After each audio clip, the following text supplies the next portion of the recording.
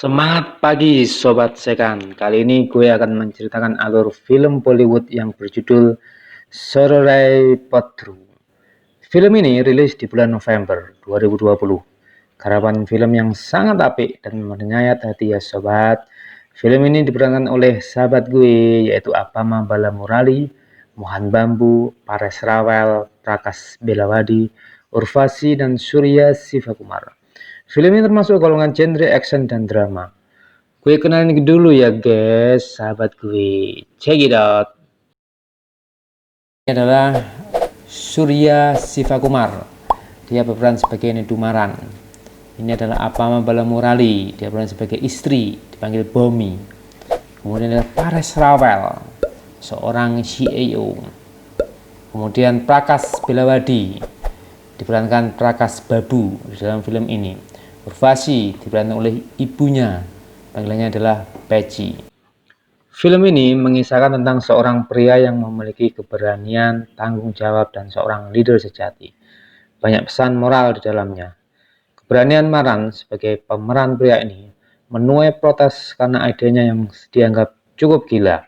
Maran ingin persamaan hak dan bersama mendapatkan sense modern yang bisa menjangkau luas ke seluruh dunia.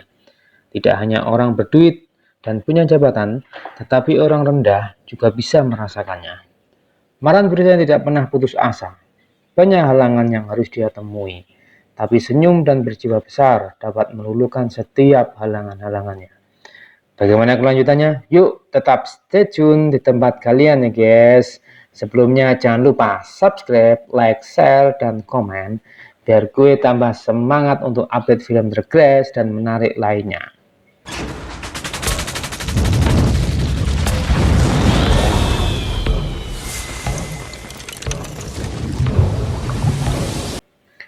Maran adalah seorang pria yang tidak pernah putus asa di setiap mengambil semua keputusan dan keinginannya. Salah satunya waktu Maran mencintai salah satu wanita di desa yang bernama Bomi yang diperankan oleh Apama Balamurali. Untuk menikahi wanita itu, Maran harus bisa merayu sampai wanita itu meminta 3 syarat darinya. Salah satunya, menikah itu harus semuanya menikah, baik keluarga atau tentang kehidupannya masing-masing. Sedangkan menurut Bomi, Maran sudah menikah dengan pesawatnya. Makanya Bomi minta yang namanya sudah menikah itu milikku juga milikmu, milikmu juga milikku. Oke juga prinsipnya ya. Sampai akhirnya Maran bisa meluluhkan hati Bomi dan menikah. Selamat ya Maran. Hahaha. Madurai India adalah desa tempat tinggal Maran. Dia salah satu pria pemberani di desanya. Ayahnya sebagai seorang guru di desa Madurai, tak jarang Maran sering bertengkar dengan ayahnya karena perbedaan pendapat, perbedaan prinsip tentang kehidupan. Maran ingin merubah nasib keluarga dan desanya, karena desanya masuk dalam daftar desa menengah ke bawah. Sampai akhirnya Maran bisa masuk ke Akademi Militer Nasional di India. Dalam menguatkan keinginannya untuk menerapkan idenya bahwa orang miskin dan rendah bisa melakukan penerbangan dengan harga tiket yang murah dan ekonomis. Maran bersikeras untuk bertemu dengan pemilik maskapai Jas Airlines yang bernama Paresh. Sehingga Maran harus membeli tiket bisnis meskipun harus merogoh tabungan yang cukup dalam untuk membeli tiket bisnis. Pada waktu boarding, Maran bertemu dengan wanita jurnalis dan membantu wanita itu ketika bermasalah dengan boarding. Pertemuannya dengan Paresh tidak membuahkan hasil yang baik. Karena apa? Karena Paresh merasa hanya orang kaya saja yang bisa naik pesawat bisnis. Sampai akhirnya Maran bertemu dengan Prakash Babu, seorang yang bekerja di SGA. Dari pertemuan tersebut, Prakash Babu sungguh tertarik dengan semua ide yang disampaikan oleh Maran.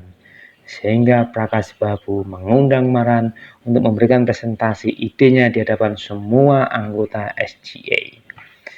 Kisah Maran dengan Bomi yang akhirnya menjadi suami istri, Maran bekerja keras untuk membuat maskapai terbaik dengan harga murah dan tentunya dengan keamanan sesuai dengan prosedur internasional. Sedangkan Bomi sibuk dengan toko kuenya sampai bisa berkembang lebih dari 2 cabang. Bomi yang selalu mendukung semua kerja keras Maran. Presentasi yang dilakukan oleh Maran ke semua anggota SGA membuahkan hasil yang cukup manis.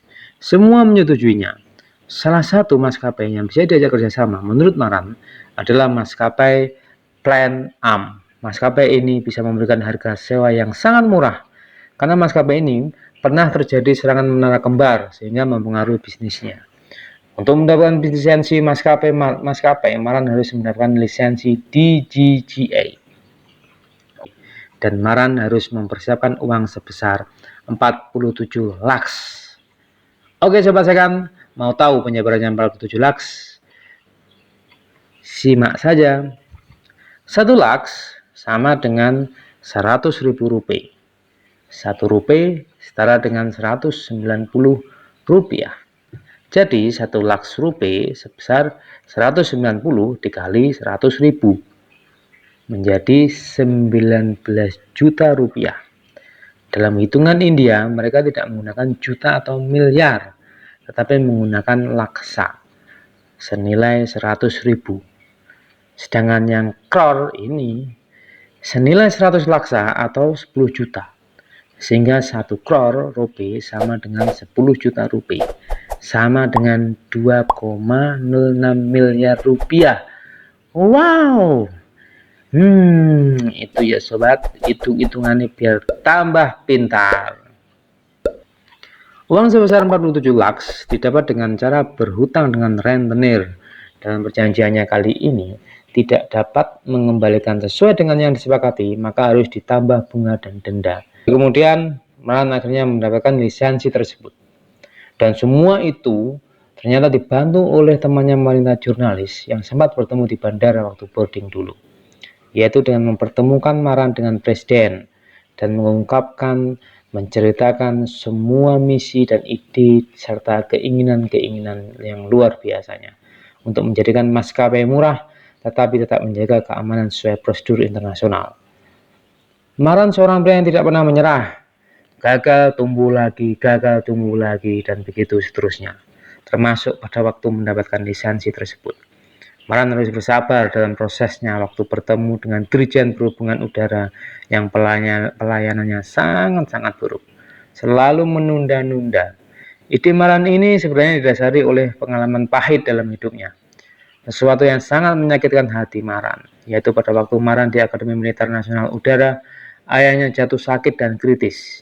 Ibunya meminta Maran untuk segera pulang, tetapi jarak yang sangat jauh, Maran tidak bisa membeli tiket bisnis penerbangan. Dan akhirnya harus pulang dengan kendaraan lain yang jauh lebih lama sampai rumah. Maran sudah berusaha keras untuk meminta bantuan untuk membeli tiket bisnis waktu di bandara, tetapi tidak ada satupun yang mau membantu Maran. Dan setiba di rumah, ayahnya telah meninggal dunia. Dari kejadian itu, Maran merasa harus dilakukan perubahan dalam cara berpikir maskapai, yaitu dengan mendobrak batasan biaya dan penghalang kasta. Dan akhirnya, maskapai Deccan Air 582 siap untuk terbang. Penerbangan pertama harus menelan pil pahit, karena Plan Am mencabut kerjasama dengan Maran. Hal ini dikarenakan adanya sabotase oleh Pares. Salah satu penyebab bahwa Pares ternyata adalah seorang investor utama SGA. Banyak ide yang dituangkan oleh Maran, tapi ternyata selalu ditangkis oleh Pares. Di penerbangan yang kedua, Maran akan mencoba untuk menerbangkan maskapai militer Deccan Air 582, tapi lagi-lagi Maran harus diblokade oleh Pares dengan mengambil semua pilotnya dengan membayar 5 kali lipat lebih besar dibandingkan dengan pembayaran dari Maran. Aduh, kalau lihat film ini jangan lupa bawa tisu ya sobat. Hehehe. Salah satu idenya lagi bahwa Maran melihat burung pipit kecil terbang ke sana kemari dengan makan yang cukup sedikit, kemudian dia bisa terbang. Sedangkan burung besar harus makan banyak. Akhirnya dia berpikir pesawat kargo bisa dipakai untuk pesawat penumpang. 20 penumpang sudah penuh untuk bisa terbang. Sedangkan pesawat besar harus membutuhkan 200 penumpang untuk bisa terbang. Dan untuk memodifikasi pesawat tersebut, Maran harus mendapatkan biaya operasional yang cukup besar.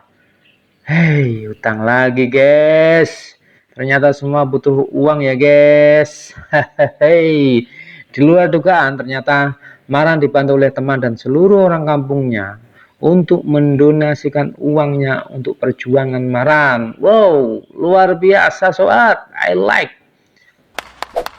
Kemudian Maran mengajak menteri untuk menerbangkan Dekan Air 582 dengan memberikan penjelasan alur serta misi dan ide-idenya ke Pak Menteri, dan Dekan Air 582 siap untuk terbang. Ketika akan terbang, lagi-lagi Dekan Air 582 gagal terbang karena adanya kerusakan mesin sampai muncul asap.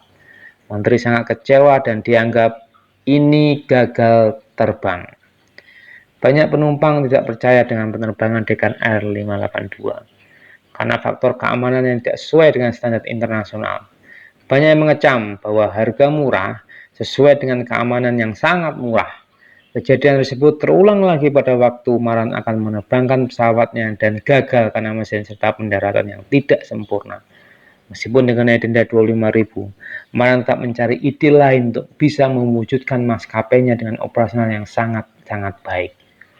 Dilansir dari pernyataan Pares bahwa maskapainya adalah yang terbaik, tentunya dengan harga yang mahal, akan dibarengi dengan faktor keamanan yang maksimal, sehingga sangat kecil kemungkinan terjadi gagal terbang dan kerusakan pesawat. Percobaan penerbangan selanjutnya, Maran ingin mengajak istri dan anaknya yang barusan lahir untuk terbang bersama, tetapi kepercayaan penumpang telah runtuh karena dari segi keamanan, sehingga penerbangan dibatalkan. Dari kelahiran anaknya, Maran merasa harus bisa bangkit akan keterpurukan ini. Kejadian-kejadian ini menggagalkan Maran harus bisa dibayar dengan hasil yang luar biasa. Saudaranya menginginkan bisa terbang bersama keluarga karena ada yang akan menikah, akhirnya pupus juga karena gagal terbang. Di penerbangan berikutnya, kru dari Maran memberikan info bahwa sebenarnya Dekan Air tiketnya telah habis terjual. Wow, hal ini dikarenakan adanya kesalahan berangkatnya, seharusnya terjual tapi masuk ke pesawat lain, dan yang membuat Maran terkejut, semua tiket Dekan Air 582 diborong oleh semua penduduk kampungnya Madurai. Wow, indah pada waktunya ya guys. Saatnya mengambil buahnya. Mereka sangat bahagia karena bisa mewujudkan yang selama ini yang diimpi-impikan, yaitu terbang dengan pesawat murah tetapi bisa menjamin keamanan sesuai prosedur internasional. Maskapai yang tidak memiliki perbedaan ras, kasta, agama, bisnis, kaya, miskin, dan golongan. Dan hari ke hari maskapai Dekan Air laku keras dan setiap penerbangan tiket selalu habis luar biasa. Oke sobat, itu akhir cerita yang happy ending. Usap dulu ya sobat air matanya. Oh hey, banyak sekali pesan yang ada di alur cerita film ini ya guys. Seorang yang kuat, berani tanpa menyerah, tanpa putus asa, fokus terhadap tujuan dan sabar akan semua cobaan hidup. Seorang wanita, istri yang tangguh, setia, dan selalu support terhadap suaminya, meskipun selalu down up. Jangan pernah membeda-bedakan antara sama, karena pada dasarnya kita semua sama. Seorang leader sejati, sebuah karakter yang diperankan oleh Maran yang bisa merubah paradigma semua orang dalam melihat dunia. A thousand parents can dream, one young man can change the world. Soekarno. 1000 orang tua bisa bermimpi, satu orang pemuda bisa mengubah dunia. Saya dari Second Entertainment Channel, nantikan alur cerita berikutnya. See you.